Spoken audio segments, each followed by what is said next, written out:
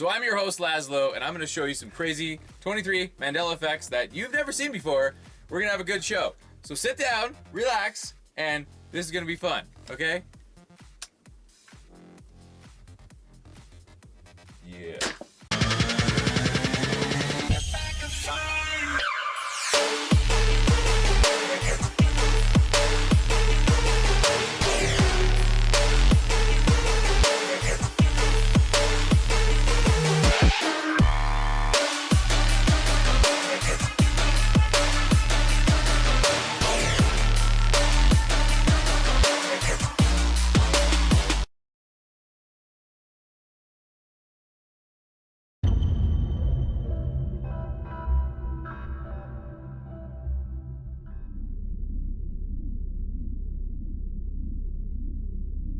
I know of no one who has ever made this claim before, but I rather suspect that my experience is not unique. What perhaps is unique is the fact that I am willing to talk about it. We are living in a computer-programmed reality, and the only clue we have to it is when some variable is changed and some alteration in our reality occurs. We would have the overwhelming impression that we were reliving the present, déjà vu, perhaps in precisely the same way, hearing the same words, saying the same words. I submit that these impressions are valid and significant, and I will even say this: such an impression is a clue that at some past time point a variable was changed, reprogrammed as it were, and that because of this an alternative world branched off.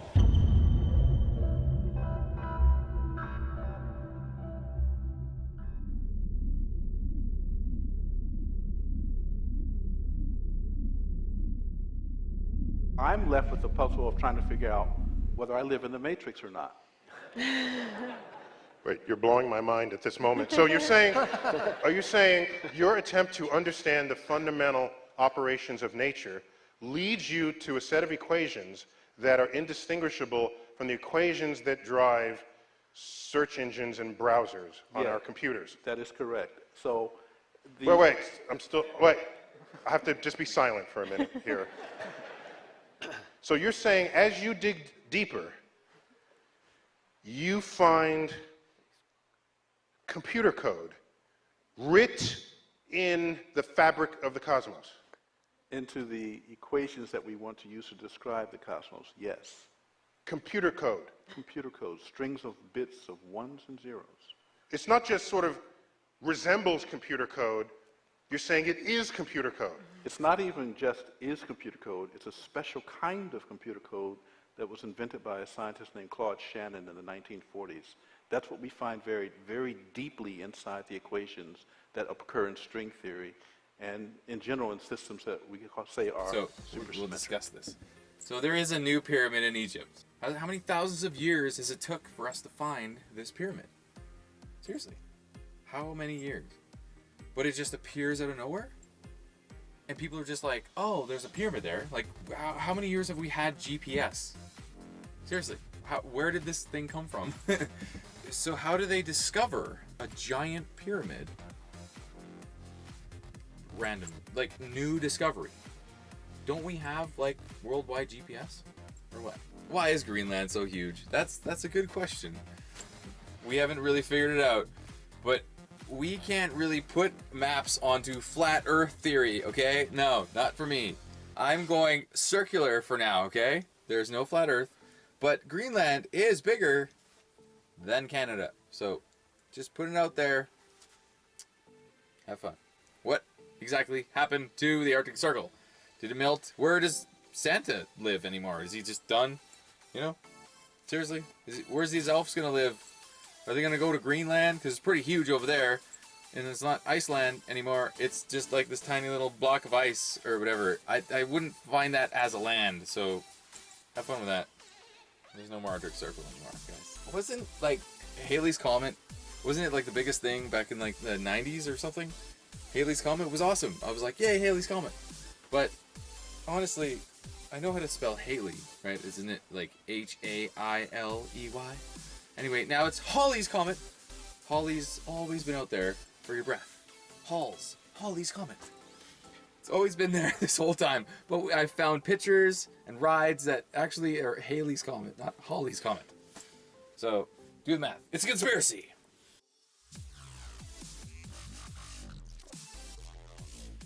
Like when I was a kid, I went to like McDonald's, and one time we got these like American little pizzas, and there was like Charlotte's Web and the Addams Family, and I'm like, I'm gonna get the Addams Family. It was Addams Family with 1D. But seriously, I looked online, and there, like, everybody writes down on eBay Addams Family, like Adam, A-D-A-M. But apparently, it's always been with 2 Ds. It doesn't make any sense. There's like a bunch of like 3-dimensional holographic flower of life forts all over the world, and they're like very intelligently designed, and they exist all over the place, and I've never seen them in my life, but they exist, and their geometry is so exact that I'm starting to believe that the Mandela effect is affecting, and the ascended beings are living among us with these sculptures around them. Their own consciousness can actually build things around them. When I was a kid, Mickey Mouse had suspenders, and he had red pants, right? And he was cool. He did all kinds of cool things. But it's just so messed up to me that a tail comes out of nowhere. My entire life, he never had a tail.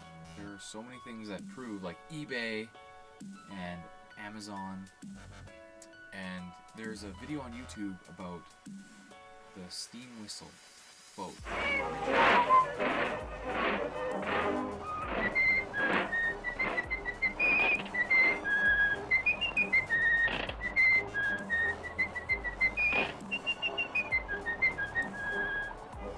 Somebody is glitching the actual video.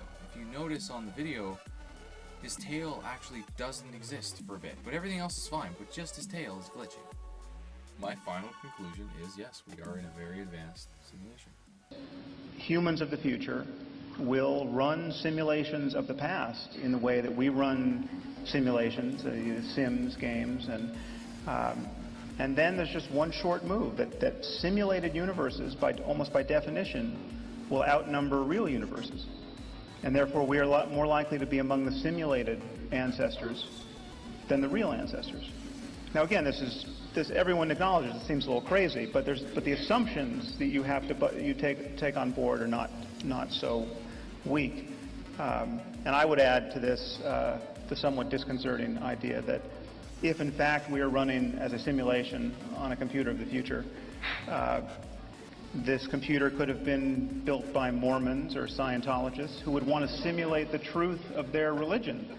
And therefore, all religions could be true in this simulated universe, and we could expect to see Jesus coming back on clouds of glory and moving to Missouri as the Mormons expect. The 80s are coming back, and you know what? I found your next car.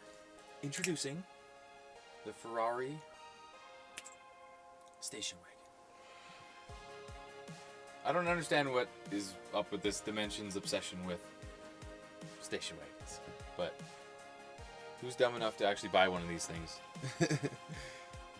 What is going on? And welcome to the 2080s. Okay, one word. Nahum. Anything? Nothing? Nothing crosses your mind? Anybody ever read the Bible or anything? People who read the Bible? No, nothing? No hint Nahum doesn't mean anything to you?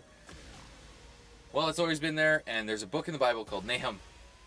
And ironically, I think that it's only 2 pages long, but it basically says that God is going to kill all of his enemies and anyone against him. So maybe some people should wake up that Nahum does exist in the Bible. 2 pages in the Bible basically say you have time, but you don't. I found that clocks, if you know Roman numerals, most number 4 is an IV. But in this dimension, there's a lot of clocks that are actually I. Technically, that's wrong. Honestly, I think that Julius Caesar should take that guy, the guy who invented those clocks, put him into the Colosseum, and all you should give him is a clock as a shield, and he should fight a bunch of tigers, because that's not how you do number 4. I've come across a trend of a bunch of different logos that are actually trying to broadcast themselves out there. And I know what it means. They think they're illuminated, and they use an upside down V to illuminate themselves like a pyramid. Like Black Ops, like Mario Kart, like MATTEL, like RCA, like Viacom, like Pac-Man, Teo Cruz, whatever. Like Deadpool, Overwatch, No Man's Land, whatever. Transformers, VG, David Guetta. We do see you. We do know where you're going with this. Have fun. Good luck. The Matrix is a system, Neo. That system is our enemy. But when you're inside, you look around, what do you see? Businessmen, teachers, lawyers, carpenters, the very minds of the people we are trying to save. But until we do, these people are still a part of that system. Have to understand, most of these people are not ready to be unplugged. And many of them are so inert, so hopelessly dependent on the system, that they will fight to protect it. Are you listening to me, Neo? Look again. I don't even care if this is Mandela effect, but what is ABARTH? Seriously, what is ABARTH? You can go up to anybody and be like, ABARTH, and they'd be like, what? What are you talking about? No, ABARTH. Have you seen my ABARTH?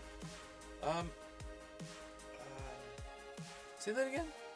No, dude, I just bought an ABARTH. You just bought an ABARTH. Yeah, wait. Give me one more second. Okay, what is that again? Dude, I went to the ABARTH dealership. Is that a car? Is that actually a car? Yes, that's a car.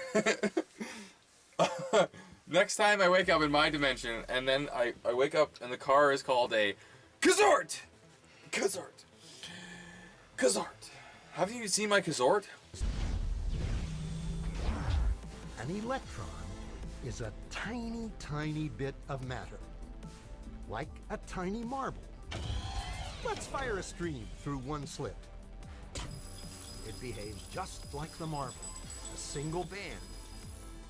So, if we shoot these tiny bits through 2 slits, we should get, like the marbles, 2 bands. What? An interference pattern. We fired electrons, tiny bits of matter through. But we get a pattern like waves, not like little marbles. How? How could pieces of matter create an interference pattern like a wave? It doesn't make sense. But physicists are clever. They thought, maybe those little balls are bouncing off each other and creating that pattern. So, they decide to shoot electrons through one at a time. There is no way they could interfere with each other. But after an hour of this, the same interference pattern is seen to emerge. The conclusion is inescapable. The single electron leaves as a particle, becomes a wave of potentials, goes through both slits, and interferes with itself to hit the wall like a particle. But mathematically, it's even stranger. It goes through both slits, and it goes through neither. And it goes through just one, and it goes through just the other. All of these possibilities are in superposition with each other. But physicists were completely baffled by this. So they decided to peek and see which slit it actually goes through. They put a measuring device by one slit to see which one it went through and let it fly. But the quantum world is far more mysterious than they could have imagined. When they observed, the electron went back to behaving like a little marble. It produced a pattern of 2 bands, not an interference pattern of many. The very act of measuring or observing which slit it went through meant it only went through one, not both. The electron decided to act differently, as though it was aware it was being watched. And it was here that physicists stepped forever into the strange netherworld of quantum events. What is matter? Marbles or waves? And waves of what? And what does an observer have to do with any of this? The observer collapsed the wave function simply. Oi, mate, did you know that there's some kangaroos in the trees now? Oh, I haven't seen these in days. I've been crikey, it's crazy. Oh my God, they're everywhere. They're jumping inside and outside the trees, all right. Crikey. They're everywhere. I've seen them all. Oh, I'm serious, they're here. No, seriously, there's tree kangaroos. There's kangaroos that live in the trees, 30 feet in the air, and they live in Queensland, Australia. They do exist. And they're like monkeys. In South Carolina, they found an orange alligator. I don't care if it came from a rusty piping system or whatever, but I think there's a fascination in this dimension with like different colored animals or mandanimals, whatever you want to call them, okay? They're here, but they're everywhere. For example, there's a purple squirrel. Connie Emmer told me over the phone that she saw the squirrel first, but her husband didn't believe her. Then her husband set up a trap and got a close-up look. They know it's purple, but they say they have no idea why. Some of the people had, said, well, it's dyed. Well, when they come out and looked at him, obviously it's not dyed because of the way it looked on him. It was, and his underbelly was even more purple. The Pennsylvania squirrel now has its own Facebook page. It would be very unusual to have a purple animal of any kind. I showed Henry Kasperzik from the Pittsburgh Zoo and PPG Aquarium pictures of the squirrel. Albino squirrels, which are white squirrels with pink eyes, and melanistic squirrels, which are the black squirrels. I've seen those in my lifetime. I've never seen nor heard of a purple squirrel. He says some animals do take on color from what they eat. Flamingos are pink because of the shrimp. I've got to think it's been exposed, some fell in something, something that dyed its fur. People on the AccuWeather site have posted all sorts of theories. One woman wrote, "I know what happened. The squirrel robbed a bank and the dye pack exploded." Did somebody actually dye a squirrel purple? Or is just colors changing everywhere? That's the question. There's a moose bat now. It's from Jersey Shore. It's actually called the hammerhead bat, and it exists. It's pretty ugly, but most people would be like, that doesn't exist. That's photoshopped. No, that's a real animal that's been here the whole time. So, enjoy. Now there's a blue tarantula. Those are awesome. I want one as a pet. You can actually like grab them and let them crawl all over you. Now there's a blue viper. The vipers are turning blue. All these magical colors. These are things that I actually want as pets. And they are actually the color I want too. It's like custom made pets. Isn't that weird? Are we living on a simulation? Pink elephants. Yeah, pink elephants. More pink elephants. Hey, look, another pink elephant. Billions of people just living out their lives, oblivious.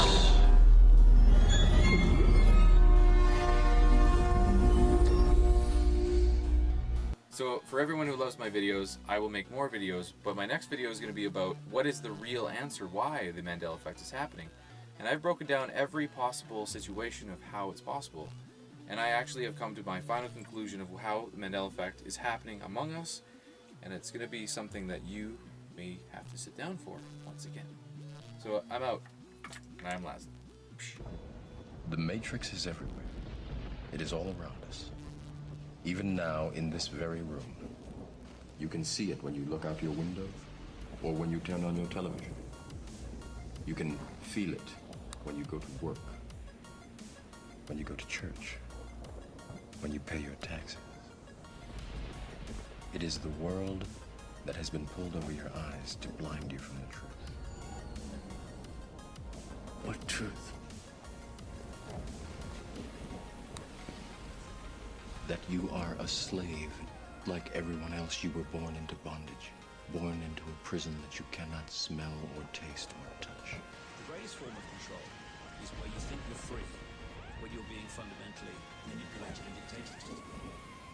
One form of dictatorship is being in a prison cell and you can see the bars and touch it. The other one is sitting in a prison cell but you can't see the bar, you can think you're free.